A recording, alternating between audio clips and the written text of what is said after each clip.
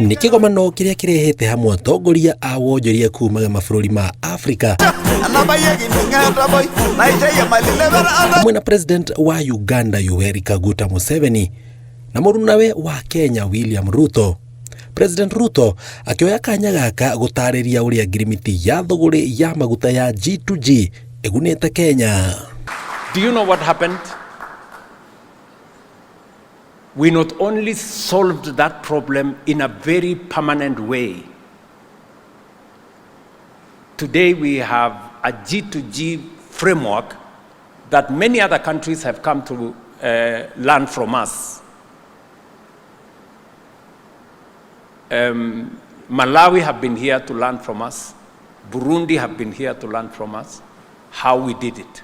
Nĩ atarĩirie moguni marĩa Kenya ĩrona kũhĩtũkĩra wendia wa honge imwe cia thirikari ta kambuni ya Kenya Pipeline ĩrĩa gĩcunjĩ kĩmwe kĩayo kĩendeirio bũrũri wa Uganda. President Museveni called me and said, I want to buy 50% of Kenya Pipeline. And he told me, I don't care the price. You know? That's how serious he was. When some other pessimists in Kenya were saying, oh, you know, the price is very high, I don't know. You know, President Museveni could see beyond the price. He could see the opportunity of transforming our nation, our region together.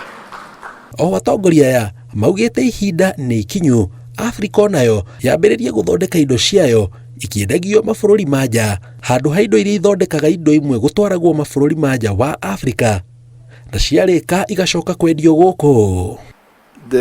Like on the issue of the refinery, what he told you, in Uganda I have banned the export of unprocessed minerals. All of them, I have banned them.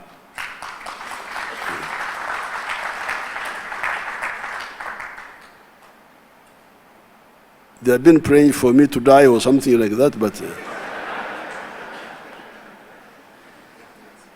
no export of tin, no export of copper. They are all there in the ground. But slowly we are getting investors. Mzee, I want to assure you that the same way you invested in Kenya Pipeline, Kenya is going to invest in your refinery and in the future of our resources together. Kĩgomano gĩkĩ kĩrongoreirie kwarahũra iganda cia Afrika itemi-inĩ rĩa ũthondeki wa mawĩra na gũtigĩrĩra Afrika ĩna indo irendia mabũrũri ma Rũraya handũ ha hĩndĩ ciothe kũgũraga indo kũu ikiendagio gũkũ. Ngĩribotera Inooro TV njĩtagwo Jenga wa Wambui. So let us be clear.